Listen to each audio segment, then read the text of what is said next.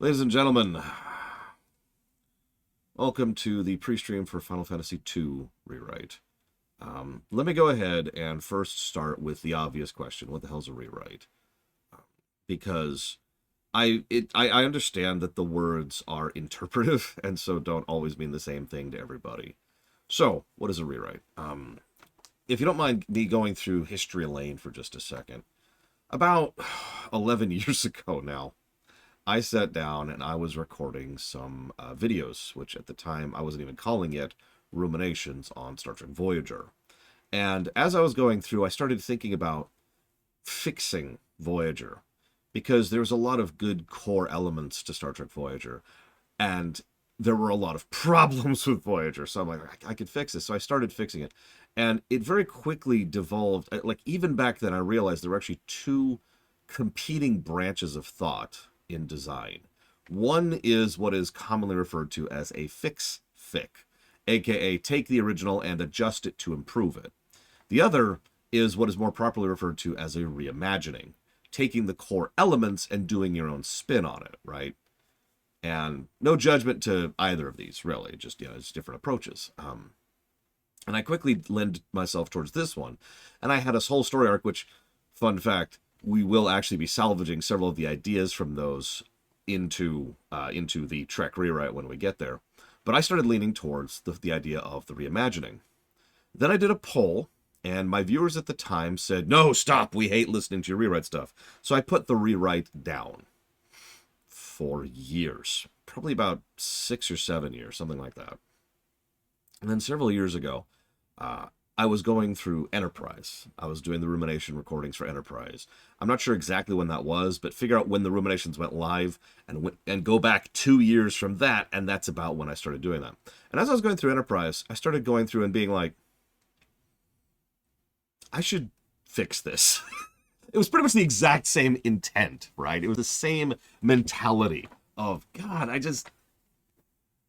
let me fix this. And so I started just kind of essentially idly thinking about what I could do.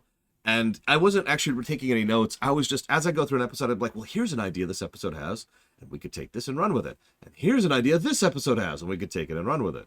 And it just kind of kept building. Now, at the time, I had more regular correspondence with another Star Trek YouTuber called Low Reloaded. Cool guy. I recommend him. And he was like, hey, what's with this Trek stuff? And I happened to just kind of jump in during one of his streams. He invited me, to be clear. So I hopped in and we were chatting about the movie First Contact. And as we were talking about it, we were discussing, like, what do you think of this? How would you change this around? And I just basically paused the question, how would you rewrite First Contact? And it turned into a multi-hour stream of us debating and discussing how we would rewrite First Contact, essentially in a vacuum. We got some good ideas there, some of which will actually make it into the final Trek rewrite. And it just kind of snowballed from there. Because a lot of people, interestingly enough, always had investment in that kind of a thing. Because, thank you, another man, the Dan, because, and this is the recurring trend I see, when you posit a rewrite of an existing thing, people tend to be more invested in it than, for example, if I was to posit my own original work, the extant. Because people have opinions about Star Trek or Star Wars or Mega Man or Diablo or Final Fantasy. And so people are like, oh, you should do this. Oh, you should do this. Oh, you should do this.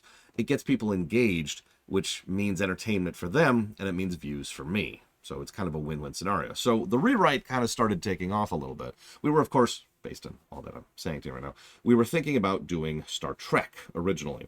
But the more we looked into it, the more we started getting serious about actually presenting it, the more we realized the amount of work required to do it justice was simply untenable with both of our day jobs. We would have to eventually make Trek Rewrite our day jobs. And that was something that wasn't likely to actually pay the bills. And I wasn't doing great financially, and he has to take care of 2 kids. So neither of us were in a particularly big hurry to essentially quit our jobs to go focus on the rewrite. So it kind of was this thing we just built on in the background for a while. Then, sometime last year, we decided I had reached a point in streaming where I felt more caught up and more willing to take time off and do time off. Oh, I forgot to hit the music. I'm sorry. I'm just sitting here and quiet. There you go. So I was more willing to take more darks, the short dark, the medium dark, the long dark, and spend time working on things other than streaming. And so we started really workshopping, and he actually came up with the idea first to do a Diablo rewrite. And that was going to be our first project. And I agreed with him completely for his reasoning. It's a shorter project. I know it inside and out. And it's something that could be like a tutorial for how the rewrites could work. We put that together. Diablo rewrite came out, and it's freaking amazing. I highly recommend going and watching it. But lore, I hear you say, I don't know Diablo enough to, enjoy watching it. And this is where I'm going to pause and remind you that these are reimaginings, not fix. Don't mistake me. We do play a little bit with audience expectation. That's something that's been a recurring theme in every rewrite. But that's mostly there as like little bonus stuff for the people who are familiar with the franchise. For the most part, the rewrites are designed to be watched whether you have any familiarity whatsoever with the actual original work. And trust me when I say our Diablo is nothing like Diablo itself. Fundamentally changed in multiple ways. I'm very proud of what we actually put together. It turned out great. That was a huge morale boost to me because it had been, at that point, literal years upon years upon years since I've actually been able to do anything really creative. No offense, I love streaming, but I need to do some creative stuff. I need creativity in my life. I'm sure a lot of you actually understand that. That's true, there's no cow level in our Diablo. There are some very fundamental differences. For example, in Diablo canon, Mephisto is the primary villain of the entire setting. In our Diablo, there is no such thing, and Mephisto is a low-level demon lord who happened upon Sanctuary first and took advantage of the situation. And I know that sounds like a minor thing, but that one little change was a huge, a snowball effect on changing the whole setting. Stuff like that. Like I said, reimagining, like Rax mentioned earlier. So, we put out our Diablo, and that was great. And then Lore Reloaded got too busy with his stuff, and so we put a couple of other projects on hold. And I decided to go ahead and focus a little bit more on something else. Yeah, exactly, Vigilant. Good way to put that. And I decided to focus more on the Final Fantasy rewrites, which was one of the two big ones I was really wanting to do, the other one being Mega Man. So, fast forward a little bit. We put out RFF1. That was great. I highly recommend it. Blue Wolf Alex hates it. No surprise there, because it sucks and it's terrible. Don't watch it. It's garbage. But I'm very proud of what we put out, and it was, admittedly, a bit of a learning experience as well, because we essentially couldn't lean on the artwork like we did in our Diablo, because, well, if you've watched our Diablo, you'll know that there is an absolutely ludicrous amount of custom artwork in that film, and that was all done by one person, and her hand was falling off. That was Ivo Iliani, great artist and cool person. So she was overworked pretty badly, and that was just untenable for future projects. So we had to kind of come up with another way to visually present things. And that was always the issue, and I'm gunning to something here. But how do we visually present it? Because I can't make a game, right? At least not yet. And doing full animation just takes too much time. It's crazy. And early on, we were... It's okay, Blue Alex. Early on, we spent literal years off and on debating how to visually present this stuff. Because both Lore Reloaded and I agreed visual media was the way to go. We could just do audiobooks, but that always felt like the compromise, right? That always felt like we'll do that if we can't do anything else. And we came up with a lot of options. What we did in our Diablo was an option. What we did in RFF1 was an option. But I was never fully satisfied with RFF1's thing, and there's a lot of fundamental reasons why. So RFF1, we had portraits, drawn by Ivo Iliani again, and then there's a sprite world behind it, which is a static picture, but custom crafted. Like it's like someone took a snapshot of the scene, and it's just kind of slowly scrolling in the background to give a bit of movement and motion, like we got with the spinning Earth up here. And then the portraits would change based on who's talking at a given point in time in order to indicate, who's saying what and where, and give some visibility to the scene. And honestly, I don't think it worked that great. I am not super happy with how visually RFF1 looks. I'm happy with the sound side of things. I'm happy with the writing side of things. But the visuals just didn't gel with me. And we reached a point where it's like, okay, we might just have to throw in the towel. Hang on, Killing You. That's a good question. Do me a favor. Remind me of it in a second. So let me fast forward a little bit. We pushed out RFF1. That was great. and started casting, finished casting for RFF2, had the script is already done, everything was cool, and then my apartment complex imploded, and I got kicked out of my ass. So that interrupted my entire life across the board, including the rewrites. So this is much more delayed than it was intended to be. RFF2 was supposed to come out literally about a month and a half ago. You know, it was just, whatever. It's just that was a thing, right? That was a thing. So that sucked. But I'm not saying that to complain, more to explain, because something interesting happened during that. One of the things, no kidding, Primarch. One of the things that ended up happening. So originally, several people said, we really want each RFF to be their own completely separate story. And if I'm being totally honest, and no judgment, that never really sat well with me. And it's purely selfish, and I'll admit that. But I always wanted to connect the Final Fantasies. Even when I was younger, I used to kind of mentally attach, okay, well, this one goes here, and this one goes here. If you've watched some of my old FF streams, you've actually probably heard me talk about this at some point or another. I had a whole timeline set up, right? In fact, I can probably remember it was 1, 2, 3, 5, 7, 9, 10. Nope, not 7. Sorry. 1, 2, 3, 5, 9, 10, 10, 2, and then like 7, 8, 9, blah, blah. I forget the exact order, but like I kept kind of like doing stuff in order to try and get, because I always wanted that. I like continuity in general, and it doesn't have to be direct continuity. It doesn't have to be string continuity. It doesn't have to be direct sequels. But I liked the idea of all of that happening in the same setting. And so I talked it around with a few friends and some of my writing partners, and I brought the idea to the writer's room, hey, maybe we could go ahead and connect the FFs into one story. And everyone said, we hate you, and you suck, and you should die. And I was like, okay. So after I went and hated and sucked and died, I said, hey, maybe we should do this again. And they were like, okay, fine, sure. I was like, oh, cool. But here's the funny thing. RFF1 was not written with that in mind. Neither was RFF2, kind of. But the thing is, RFF2, I already had ideas for where I wanted to go if we were going to connect everything, and I was kind of throwing bits into the background. In fact, if you pay attention, there's actually a reference to X-Death in RFF2. I don't say that name, but I do reference him here. So, pay attention for that. So there was little bits and pieces, and then finally when you're like, hey, let's go ahead and connect it. And once that decision was made, cool. But then we came into an interesting problem, because now it's like, well, going forward, the best way to do that is, ironically, to do more work. Which I'm fine with. You know me, I've never shied away from hard work. But it did mean that we couldn't functionally go forward until we finished everything. I wanted essentially the entire rest of the FFs all scripted before I would go out and actually start working on the specific videos for each RFF. So, first thing I'm going to tell you is that RFF3 is not going to be starting soon, even though that was the original plan. Instead, RFF3 is being pushed out quite a bit until we have everything working. So, that's the first thing I want to mention about that. The second thing I wanted to mention is thank you, Little Pixie Nerd, for the sub and for your support, even though I haven't been streaming for 5 weeks. Oh my god. That's the next thing I wanted to talk about. But if you want to put the towards up to 3 things, Little Pixie Nerd, please let me know. And thank you.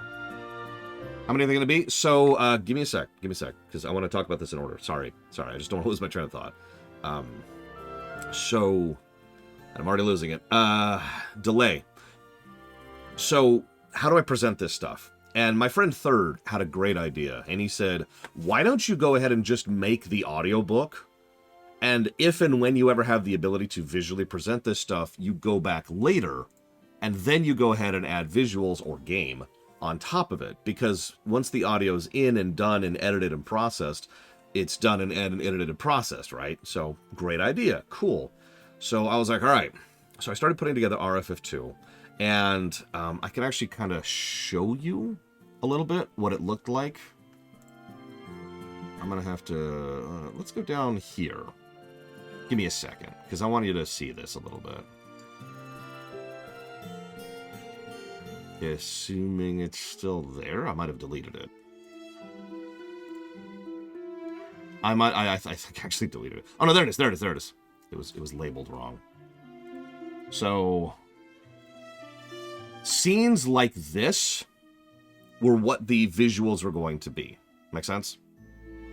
Just, you see the overworld in the background. We've got a menu overlay. We've got the background where it is. We've got a title screen indicating where it's happening. And that's it.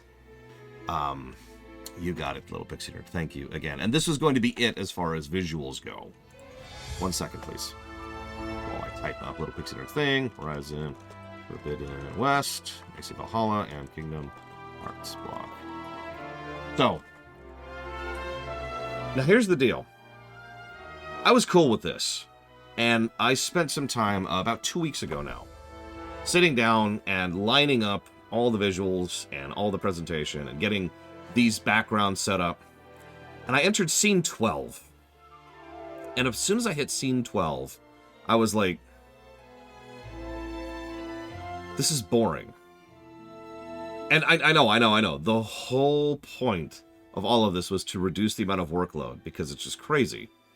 But it looked boring. It was just something that, yeah, it was not only taking longer than it was worth, and at that point I might as well just do no visuals at all. But it's just like, there's a cost-benefit analysis thing that needs to be taken into account, right? And it was bad enough to not be worth the time that it was taking to do bad visuals. Does that make sense? This is something I actually talk about a lot in gaming. If you can't do it well, don't do it. Axe it, right? Because then you're just wasting time on something that's going to drag the work down. So, I'm at scene 12, and I started doing little stuff like that. And I started adding characters to it. And then I started adding more characterization and more characterization. And, trying to find actually a specific scene here, forgive me. There we go. Until it started getting a little crowded. And the more I looked at this scene, the more I was like, well, okay, but it's still just a static image. So I started animating it. Now, I'm actually pretty good at animation. I actually have a lot of experience with it when it comes to Premiere. I don't use After Effects. I just use Premiere. But I've done quite a bit of it. I've worked with it for years. If you've seen my Trek Rewrite stuff, you've seen the kind of stuff I can do. And so I was looking at it like... So if you're wondering why The Long Dark is 5 weeks instead of 3...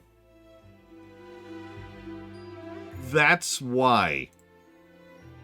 And it is 100% my fault. It is no one's fault but my own. Because no one anywhere was mandating we do that. Other than me. Now, I'm actually really happy with it. I have already done several tests and work. I have reached out to people who know nothing about Final Fantasy whatsoever, and a couple of people who have played Final Fantasy II, and said, here, please watch this scene. Here, please watch this scene.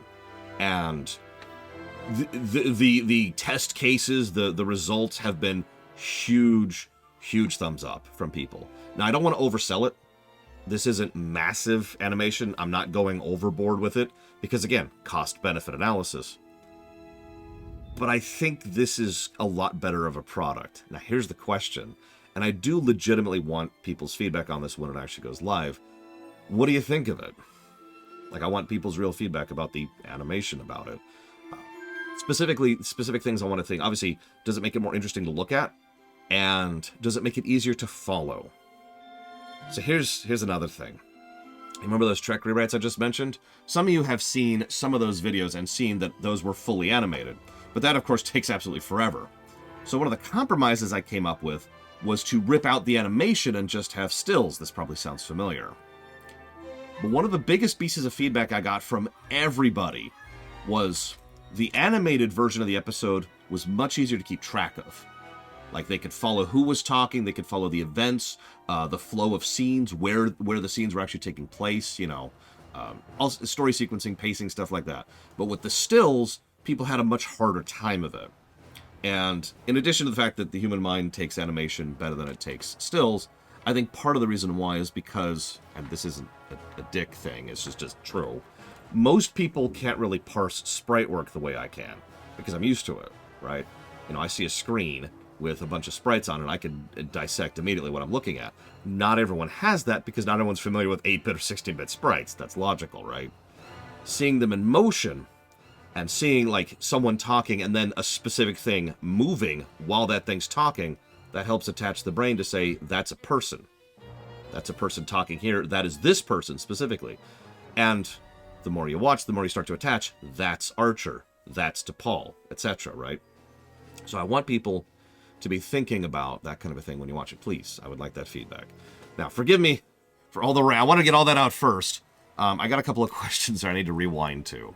So let's see. I'm trying to find the first one. I think it was from Killing You. There it is. Killing You says, is it necessary to watch RFF1 to understand RFF2? So first and most obvious answer, no. However, I will describe the general process by which we're working with it. So RFF1, RFF2, and RFF3, all three aren't really connected to each other, but all of them are connected to RFF4. RFF4 is kind of the Avengers in several ways, and RFF5 is basically the Avengers. It's going to be all of the first 4 games kind of combined into one massive event. Sense, Mike?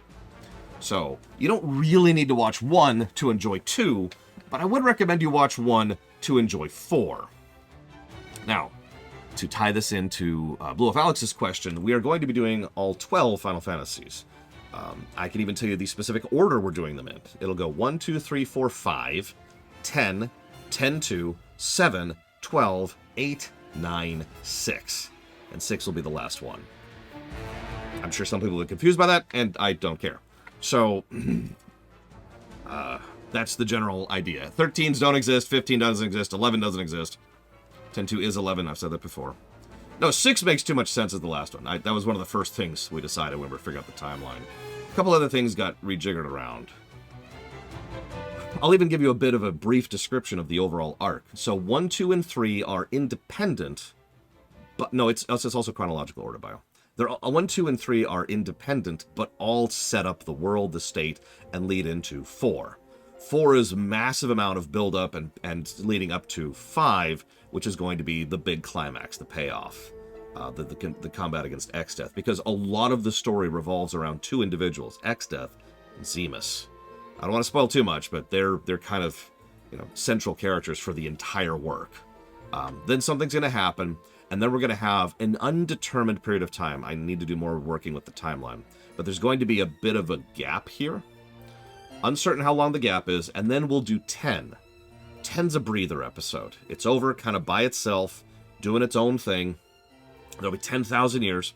10's doing its own thing off to the side, and it's just kind of stakes have been reset, but 10 is following through on 5. In fact, this is something we mandated early on, and I stand by this firmly. 10, 10-2, 7, 8, 9, 12, and 6 all follow through from 5. The events of 5 will be felt throughout the entire rest of the work.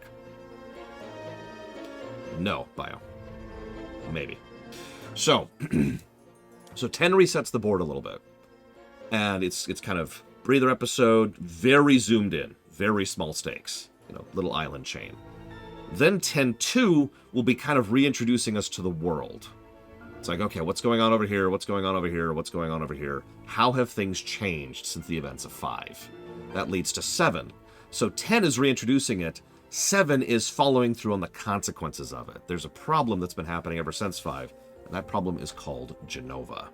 And so 7 is going to have all kinds of consequence storytelling of most of the stuff that happened from 5 and 10 and 4, and you get the idea. So 7's going to be a big deal. It's probably going to be one of the longer ones, in all honesty. Then 7, which is kind of a bit of a new reset, will lead to the trilogy, 12, 8, and 9. If you're paying attention, all 3 of those have something in common with each other, and that is war. So 12, 8, and 9 will all be doing their own individual wars that are building up and establishing, and obviously they're their own contained story, but each one of them is also designed to directly lead into the finale, which is 6.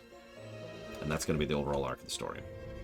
So, That's the general idea, the zoomed out picture. And then there's going to be Mystic Quest right at the end. And he's just like, huh? What's going on? No. Mystic Quest is a puppet show that they're doing.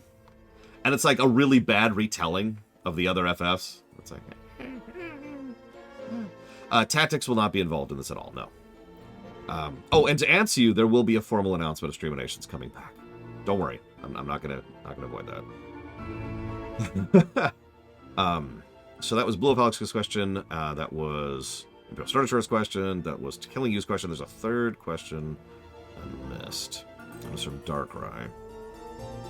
Oh, do I have a rough world map? Actually, I do, in fact. Crystal Chronicles are a board game that they play for fun on the side. So, the world map, so FF1 is actually pretty contained. It's up here in the corner. And FF1 occurs on what's referred to as the Crystal Islands. The Crystal Islands are just, doing their own thing. RFF2, the one we're about to show, occurs on the peninsula. It's a peninsula on the continent of Quan. And it's a fairly self-contained peninsula, and it doesn't really have a lot of interaction with the rest of the world thanks to a mountain chain and a desert. But if you go past that mountain chain and desert, you'll find yourself in Damcian from 4.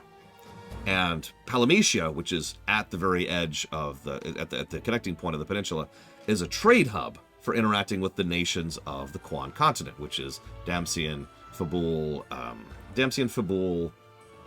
Troya, Shinra, Nikia, and Baron. I think I missed a couple there, but whatever, you get the general idea. And so, if you're paying attention, the Crystal Isles, this is FF1, and then there's FF2, which is like the peninsula, and then there's FF4, which is the continent, and FF5, I mean, you get the general idea here. That's the gist of where this is going. You're probably mentioning, what about FF3? So I thought about FF3. Our FF3, I don't mind giving away, will actually be set entirely on the floating island. The floating island itself being a bit of an experiment. I don't want to spoil too much, but the whole game will be set on the floating island. I've actually already finished the outline completely for FF3. And it's just kind of floating up there doing its thing, kind of separate from the rest of the world. The events of RFF3 will absolutely have to do with the events of 4 and 5, but 3 is, just like 1 and 2, a little bit self-contained. It's also Skyloft, and also the floating place from Twilight Princess at the same time.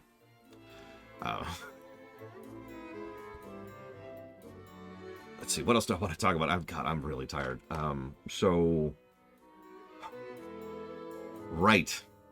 I also need to give a loud noises warning and a bit of a PTSD trigger warning for RFF2.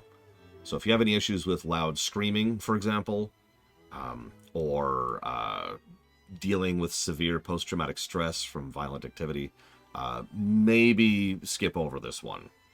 Or at the very least, be warned that it's coming.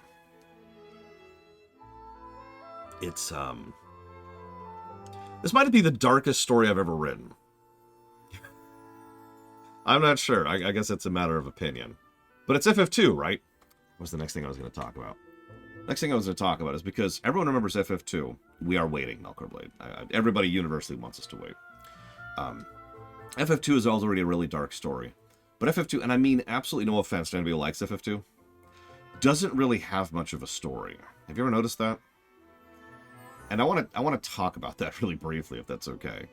Because FF1, 2, and 3 all had the same challenge for me as a rewriter, and that's that there's not really a story there. Like, there's stuff that happens, but nothing that I would really call a narrative for all intents and purposes. It does this little trick. Video games do this a lot, actually, where they introduce a character who has lines and dialogue and a name, and who isn't a person. Like, they're not a character, right? For example, tell me anything about Firian's character. Or Maria's, for that matter.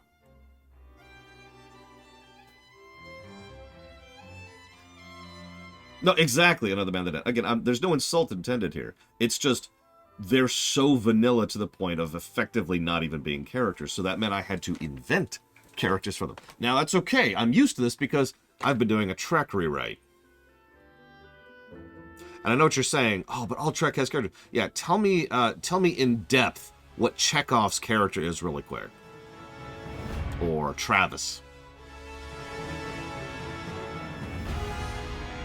Thank you, Wenlock. Very, very much. And if you want to put the towards up to 3 things, please let me know. This apparently Chekhov doesn't like that I said that about him. I am ignoring Dissidia for this purposes of this, yes. Oh, I'm sorry. You mean for the FFs themselves. Yeah, one of the things I did like about Dissidia, and I've talked about that before, is that it actually added characterization for people who didn't have any. Although, speaking of which, that's actually a good time to bring this up. Our FF3 will be following the adventures of Luneth, Ark, Ingus, and Refia, not Onion Knight, Onion Knight, Onion Knight, and Onion Knight. So just getting that out of the way.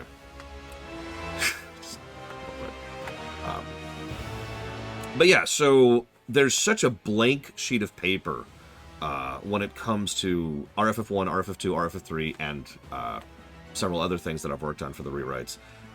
And I bring all of that up. I mean, Bester is such a great character, Wenlock.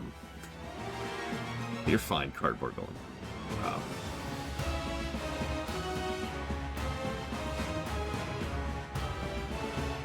I feel like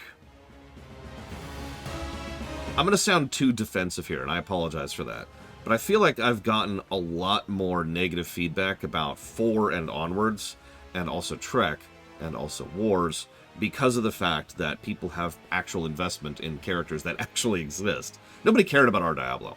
I completely reinvented the characters and lore and setting of our Diablo. Nobody cared, because nobody cares about Diablo. I completely restructured FF1, 2, and 3. Nobody cared. But when I hit 4, I started running into a wall. And it makes sense, right? There's no judgment here. I hit a wall in 4 because 4 has characters, because 4 has a story, because 4 has people who give a damn about it, including me, I feel like adding. So it makes sense. And after all, 4 wasn't really when I hit the wall. I hit the wall with Trek. Trust me, I've been talking about our Trek for years, and I have had people jumping down my throat for years about the changes I've wanted to make to Trek in our Trek. So it makes perfect sense. It's just I sort of needed to reach a point where I simultaneously took feedback and didn't care about it. And let me tell you, that has been a stressful thing to do. Because I don't want to just diminish people's opinions, but I also can't let people just kind of dictate to me, right? Like the balancing point, and that's been a whole thing. Hopefully I've been doing a good job of it. I have no idea. I guess we'll find out. I guess we'll see as we go. But speaking of which, I did have a chance to read your thing, Blade Terval. I won't bore you with it now unless you want me to. But what? Are you talking about what is your name? Gary, I think? This is actually my sister's.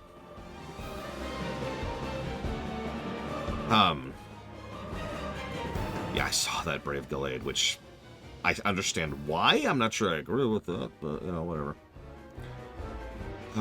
Been a couple of decades. I do have some thoughts. I will say it's interesting because you did fit it into the rewrite overall pretty well, and it started off as more of a fix-fic, and then developed into what I would call a reimagining over time, which I thought was interesting. I don't know if you did that on purpose, but it was interesting to follow. Anyways, I'm getting off topic. So I kept running into this issue of people being like, no! But between finding that balancing point and I myself also don't want to change too much. And I know that sounds strange because I've changed a tremendous amount of everything I've rewritten. But I still always want to maintain that core nugget of the characters and the setting and the themes and blah, blah, blah, blah, blah. And so I'm just like, you know, like I don't mind changing. For example, one of the biggest changes we're making over in Star Trek is we're making Riker a trans male, for example. So some people would say that's too far. Some people that say that's too little. You get the idea. Everyone's line is going to be at a different spot. We're also going to make Uhura a character. Some people think that's too much. Some people think that's too little. And I know that sounds like a joke, but it absolutely isn't. We've already gotten feedback that we're doing too much with Uhura as a character.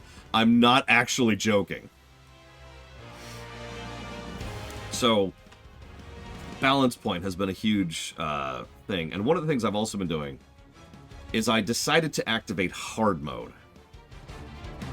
So, I know, Evo, I know.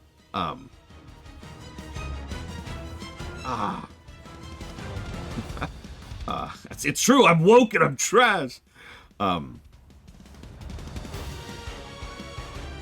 Originally, the idea was I have no problem ejecting characters completely, or, you know, merging them was the other idea. And we had a lengthy discussion about this in the writer's room, and there's a lot of back and forth. I also discussed it with my sister, who's one of my biggest writing partners in general, forever. And the long and the short of it is, the final breakdown was, you know, Lore, you accepted hard mode. You could have written your own story, but you decided to do a rewrite, and as a direct consequence, that means you now have to include certain provisos from the original thing. And it's like, okay. So RFF 2 and 3 and 4 and 5 and all those all have hard mode, which means we can't get rid of what I call main characters, aka major playable characters. Now we could rejigger them, we could restructure them, but for example, and Melkor brings up the obvious example, Vaughn and Penelo from FF12, who could be ejected from the story with hardly any changes, will have to be in R12. We can't just remove them. It's too easy to just remove them. So instead, we have to make them work. And that has actually been harder to do than it sounds. I don't know if my writers team is even aware of this, but one of the things, I had a lot more of the outline set up until that happened, until we decided to accept that hard mode. At that exact moment, that outline had to be thrown out the window. So that was tossed, and I had to start over. And this is actually one of the reasons why we're not starting with RFF3 immediately, and we're not casting yet, is because part of this hard mode, yeah, I'm doing it with all the playables. Gogo has to be in, Umura has to be in, Mog has to be in. Anybody who is playable with a substantial amount of screen time. So, for example, Blank from 9 does not qualify, but Amaranth does. So, that's the lineup. Now, that doesn't apply to anything else, just to be very clear. Yeah, remember, FF6 has 14 playable characters, so that's fun. It's okay, I have ideas, we've got some thoughts. Setzer's probably going to show up as early as FF7. Strago's probably going to be in FF10. Anyways. Moving on. But part of the hard mode thing... Oh my god, at least the notification's working now. I'm not necessarily cutting Blank. Part of the hard mode is, rather than just sitting and doing an outline and then doing a script, what I effectively have to do is I have to sit, do a general outline, do a specific outline, and then not do a script, move on to the next game, do a general outline, do a specific outline, move on to the next game. And once every game has a specific outline, then I have to go back and redo every game's outline in order to accommodate the future events. Which is fine, I'm not complaining about that.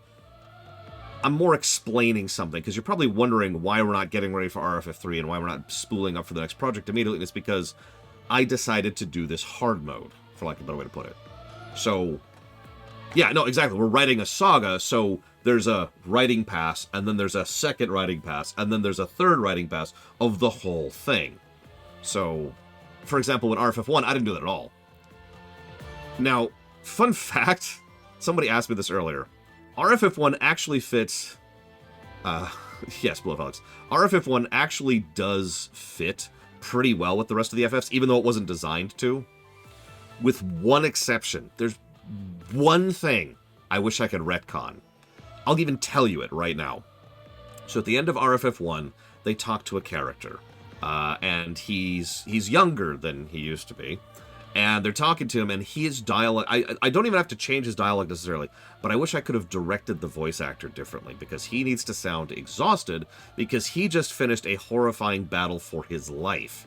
He is actually there at the location he's at to recoup and recover from the events of that battle. That's it. That's the only change that's really needed for RFF1. Everything else fits quite neatly. So, just thought I'd mention that, because it's, other than RFF1 lines up pretty neatly. Now, I just got several subs and donations, so first of all, thank you, US and Corp. Always appreciate that support. I have jotted that down for Dawn Trail and nothing else. Thank you, Bio. Biozilla. Great movie. Everyone should go watch it. Unless you have PTSD triggers, in which case don't watch that crap.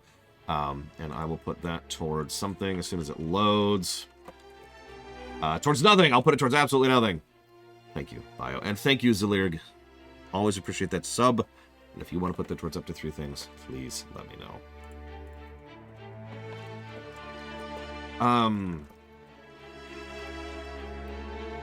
Scroll down a little bit here. Shin Biozilla. I mean, you know, it is more of a... If I could say one thing really quick. Godzilla Minus Zero isn't really a kaiju film, and that's part of why I like it. It is much more of a grounded, human, national PTSD story. It's a post-World War II story, and it's awesome. That's it. Moving on. So, I think that's most of the stuff I wanted to cover. If anybody has any questions, this is a fantastic time for them. Thank you, Scott Kibar.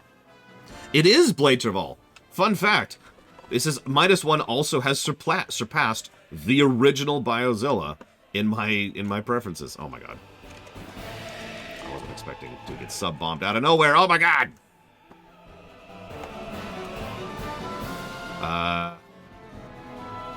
Hang on. Just gonna do this. Oh man, so Cashel. Wait, hang on. So, wait. Scott Kibar's putting towards the Dragon Quests.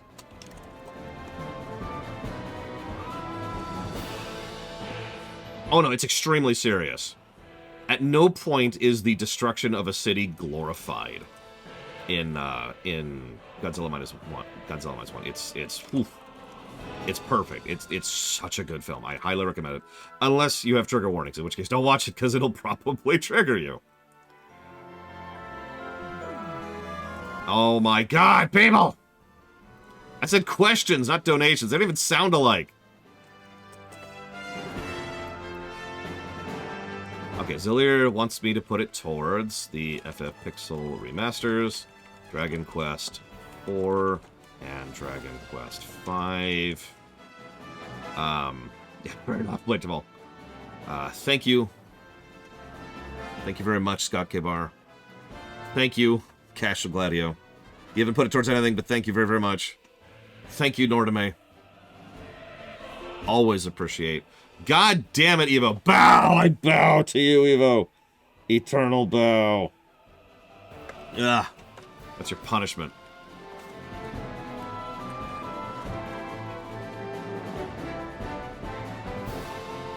Well, you can't donate towards Untitled Goose Game anymore, because it's funded. We're playing it tomorrow. Casting stories. Oh my god, yes. FF1 and FF2, I had the hardest time casting everybody. I had a very, very small number of roles, of main roles. There's only 3 in FF2, and there's only 6 in FF1. And they carry the overwhelming bulk of the dialogue. And holy crap. Cashel, what the hell, man? Xenoblade 3. I got it.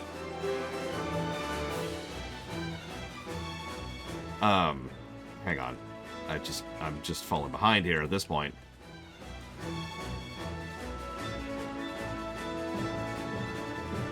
I have no idea, Trix, yeah. Okay, so FF14, Dawn Trail. Yeah, I'm running out of time here. Tactics, Ogre, Reborn, Overlord 2. Evo is putting it towards Pathfinder, Wrath, the Righteous. Overlord 2? What? Oh god, I misread. And Tyranny. Hang on. So Valerian put it to... Ah! You're killing me! Valerian actually put it towards Dragon Quest 7, not Overlord 2. Dragon Quest 7. Yes. And Tactics Reborn. And then Zeiss put it towards Sea of Stars, Horizon, Forbidden West, Cyberpunk, the game. And then Nordame is putting it towards Xenoblade 3, Guild Wars 1, and Guild Wars 2. God damn it, you gotta be specific with me, Zeiss. Starfield. Okay. It's like an hour and 30 minutes, Lord Harriman. I forget exactly how long, but it's like an hour and 30 minutes. Oh, yeah. Speaking of which, so I mentioned it just... Thank you, everyone. Thank you. Cashel, I put the Xenoblade. Thank you, Nordame. Thank you, Bio. Thank you, Evo. Oh. Thank you, Zeiss. Very, very, very, very, very much. Thank you, Valerian. You're getting a bow. Screw you. I've already written down what it's going towards. Thank you, all of you, very, very much for your support. Thank you.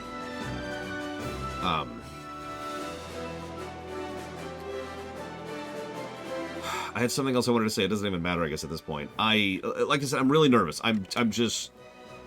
If I could kill the dramatic music for just a second. I'm legitimately nervous. I tried a lot of things. I experimented in a lot of ways with RFF2, and in the back of my mind, I think it sucks. I'm worried it sucks. I'm worried you're going to watch it, and you're going to be underwhelmed, and it's going to be boring, and it's going to be dumb. And you won't even notice the thing I spent 2 weeks on animating it.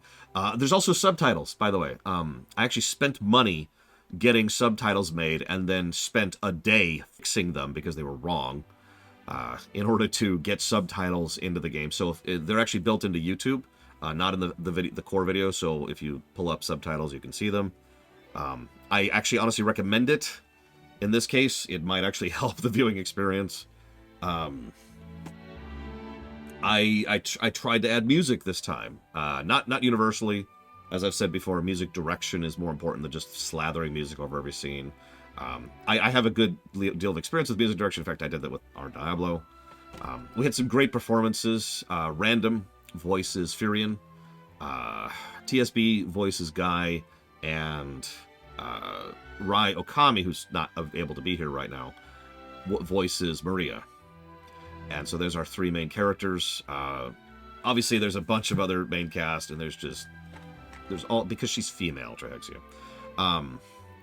There's all kinds of wonderful performances. I am actually really proud with how certain scenes turned out. I just really am scared and nervous because I've spent a lot of time and effort in this one.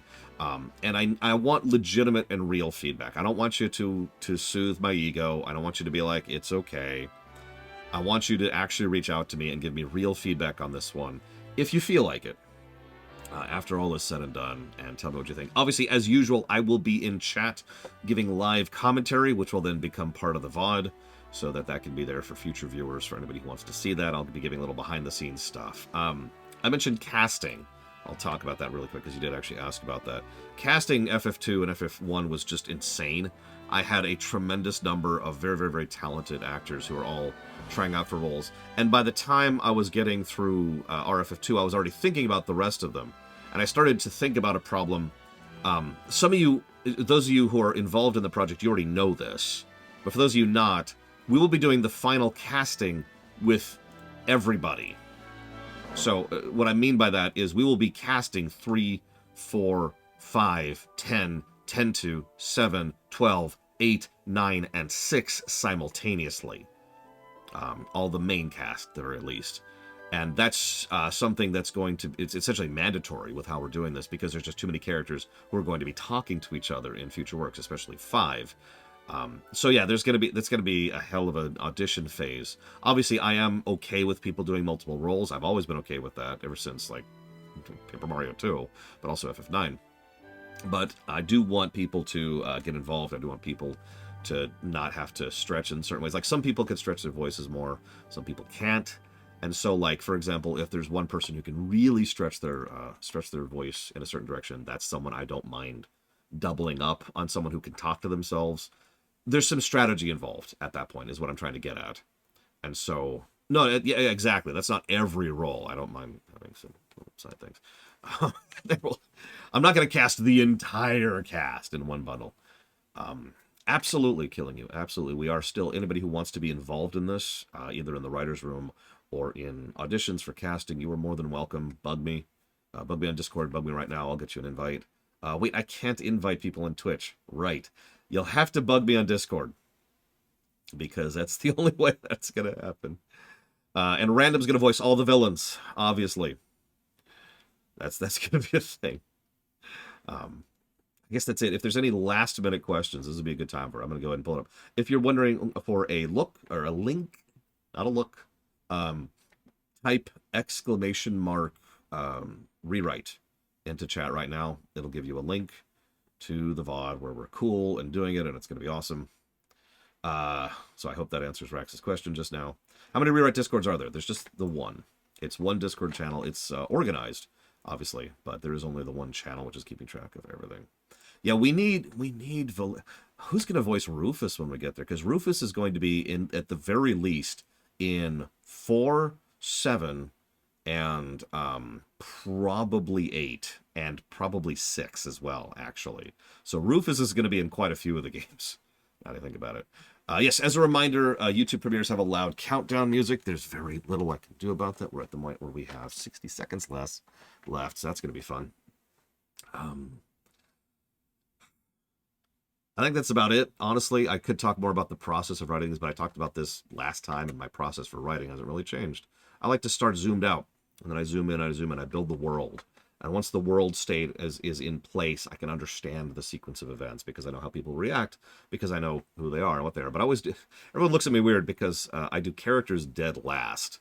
I don't actually sit down and really think about a character's personality until I'm actually writing their dialogue. And it just kind of flows naturally as soon as I start actually doing their dialogue and having them react to the events of the game. And that's just my writing style. That's just the way I do it and personally. And I know that's kind of weird. And I know that's pretty much the flip of what most people do. And it looks like it's about to start. So I'm going to go ahead and cut this off. I hope to see you there.